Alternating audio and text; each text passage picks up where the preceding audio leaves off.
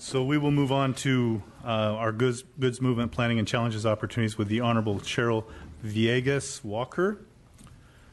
She's the president of Southern California Association of Governments, and I appreciate and Hassan Icarda and Gary Gallegos, please. Yes, you're getting the rose between two thorns.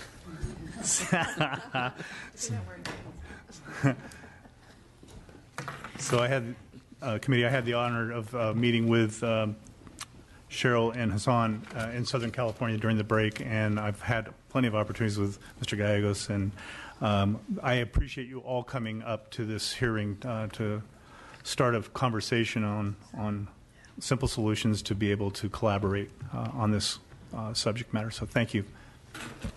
Chairman Fraser and members of the committee and staff, we're just very honored to have the opportunity to be here to share this very important information with you. We see this as a tremendous opportunity, but also a tremendous challenge facing you, and we look forward to partnering with you to be part of the solution. So thank you for this opportunity. With that, I'd like to turn it over to our Executive Director, Hassan Icarda. Thank you, Madam President. Good afternoon, Chairman. Thank you. Thank you for being down south. We really learned a lot. I hope you did the same. Committee members, good afternoon. I will do a little presentation just for you to who don't know who we are. We represent Southern California except for San Diego. About half of the state of California, 191 cities, 6 counties. 18.4 million people. And the reason I'm showing, and I'm telling you this is because what I'm going to say about goods movement is going to be significant to the state of California. Just to give you an idea, we're talking about 7 air carrier airports, 2 largest U.S., container ports, extensive network freeways, 2 class railroads, 6 international border crossings, an abundance of warehousing facilities. Goods movement in 2014 handled about, at the 2 ports, $405 billion worth of cargo.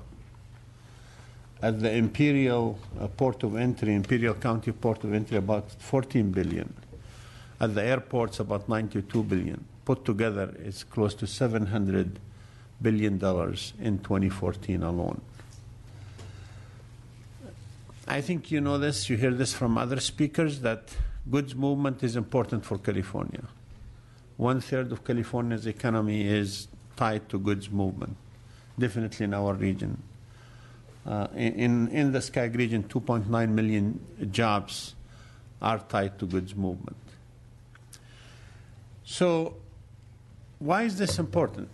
I would urge you, Chairman and committee members, to keep in mind the balance when we talk about how we move forward.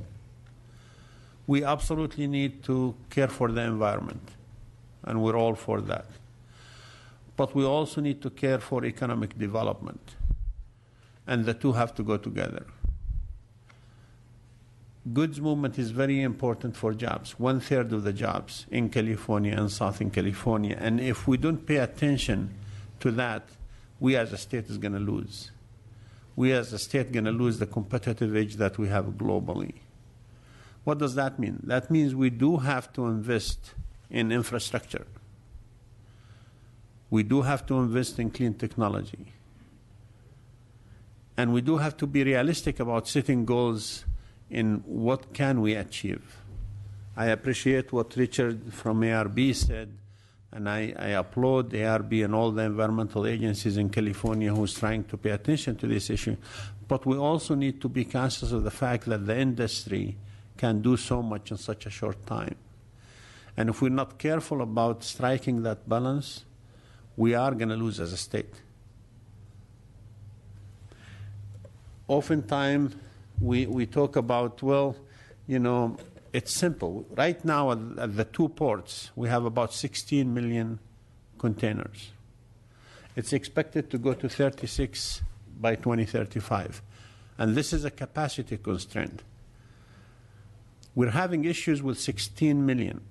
Imagine a 35. What does that mean? That means we need to have infrastructure capacity to handle that much freight.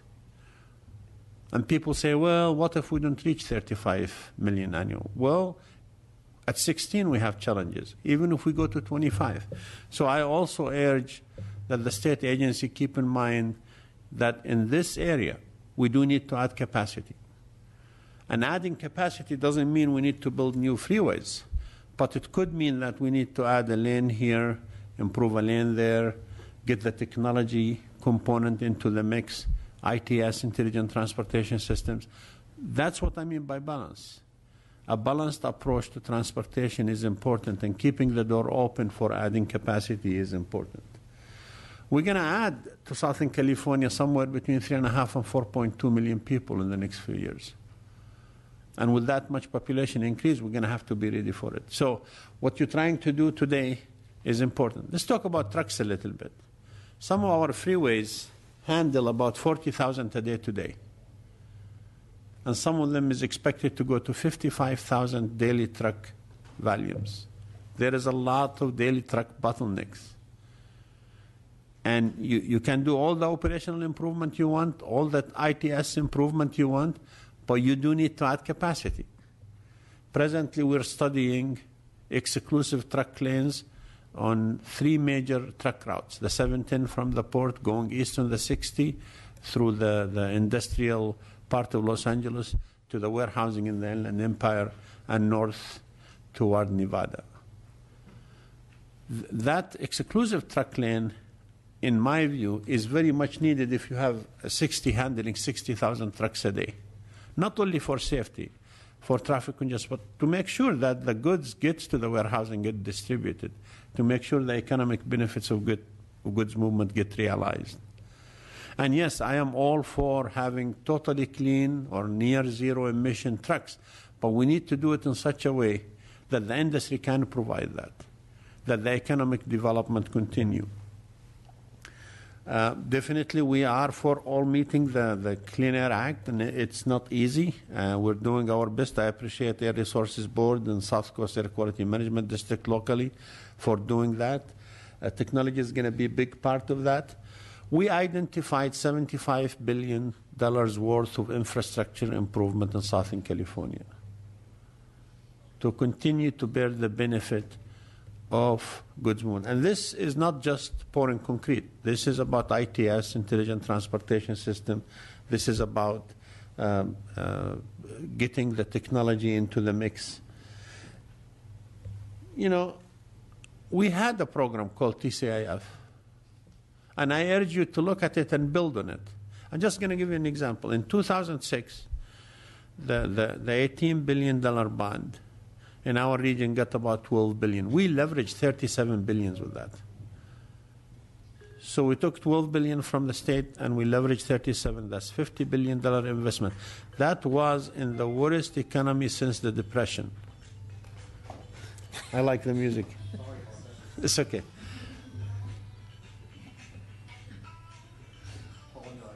No problem.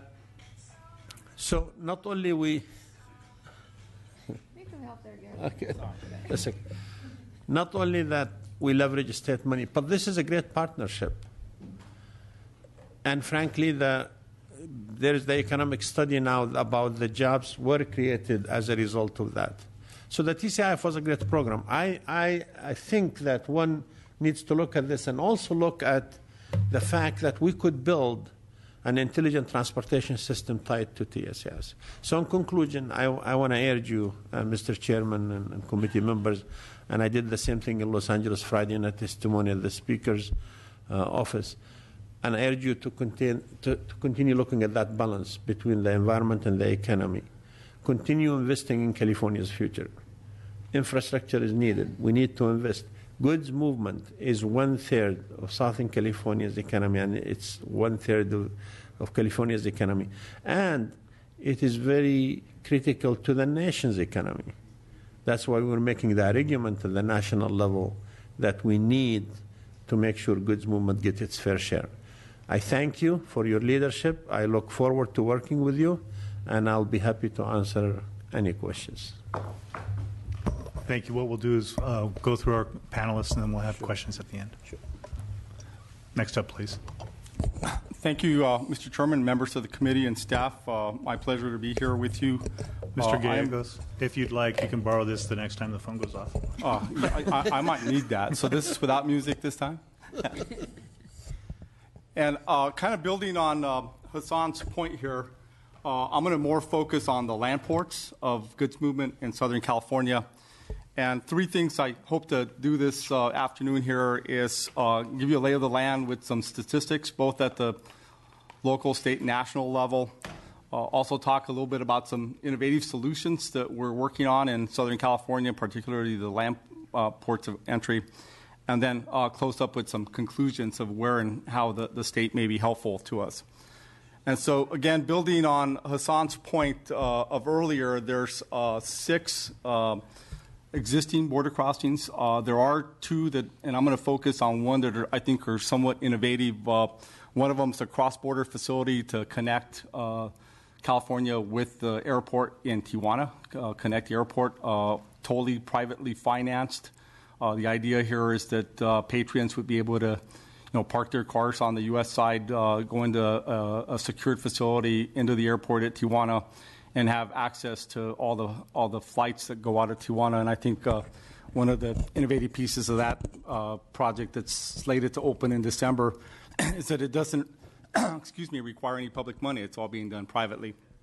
And then I'm going to spend a big portion of our presentation talking about what we're doing at a new border crossing at Otay Mesa East.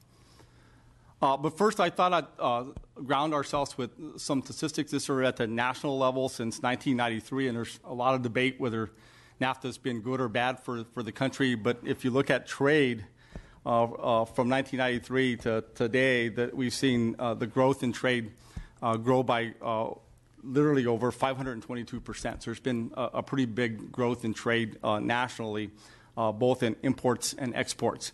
But I'd also want to spend a little bit of time and try to share with the committee why Mexico may be a good deal for California.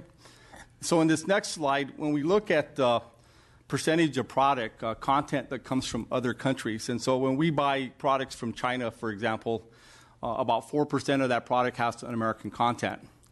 On the other hand, when we buy projects that are originated in Mexico that are imported into California, about 40% of that product is American-made. So in essence, when we look at, as I show a little later, the amount of exports versus imports, and you take this 40% into account, we actually have a pretty balanced trading relationship with Mexico. And hopefully this slide makes the argument why both Mexico and Canada become better deals for us, and why NAFTA has worked, and that we get to benefit from the products being made in Mexico and Canada much more than we do from the other countries that you see here on this slide.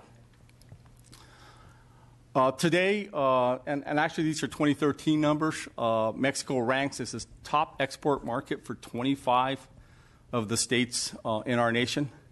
And 18 of these states export more than $1 billion a year in 2013. So that all of a sudden our land border crossings, like the ones in San Diego and Imperial County, are not only significant to us here in California, but they're really significant to the rest of the country as a whole, and that there are a lot of Mexican or American products that are being exported to Mexico through the land ports on the southern border. What I hope to do with this slide is, and this looks at freight that's exported and imported. And I think one of the uniqueness, and maybe a little different than our seaports, where in many ways, and Hassan shared the great seaports we have and how they're really the gateways, not just to California, but the country. A lot of the stuff that goes through our seaports goes through our state and on to other states in our country. What we find with the stuff that we're doing in that's being traded through Mexico, either exports or imports, a lot of it stays in California. 85% of the freight exported either originates or is interchanged through California. And the same thing for imported materials. So what I think this means is that our border crossings are really facilitating a lot of the drive and the need that we have within our own state, and that's why they're so significant to the state of California.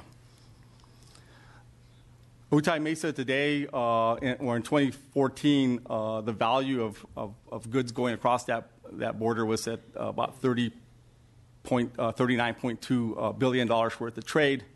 One of the disadvantages that I think we have with the land ports is a lot of it's done with trucks. There's not the railroad connections, both not only in San Diego County but in Imperial County, are limited in our opportunities there. So we got 1.6 million truck crossings a year.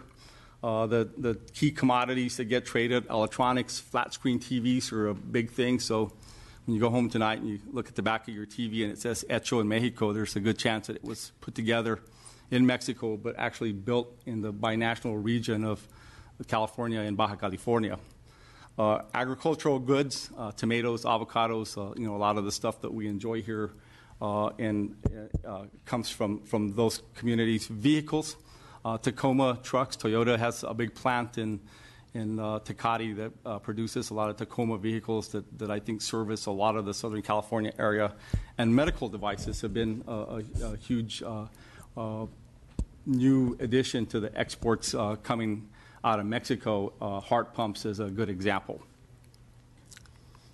So kind of wrapping up the stats here is Otay Mesa is the fourth largest gateway when we look at seaports and land ports together. So it's LA, Long Beach, Oakland, and then Otay Mesa is right after that. One of the things that we'd like to highlight, and we continue to see growth through our seaports, and Hassan showed the numbers of containers and how they're going to grow into the future.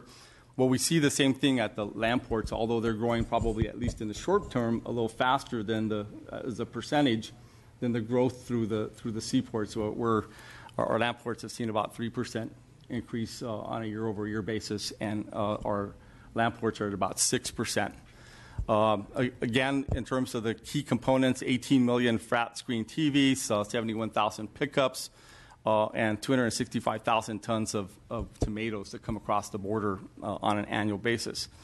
Otay Mesa ranks as the third largest crossing in terms of trade value and the second busiest crossing in terms of truck volume. So in terms of the southern border, a pretty significant border crossing for us. We conducted a study to help us understand, what does this mean to not only our economic at the local level, but regional level, but at the state level and national level. And we found that because one of the negatives is that right now it can take you 2 to 3 to 4 hours to cross this international border.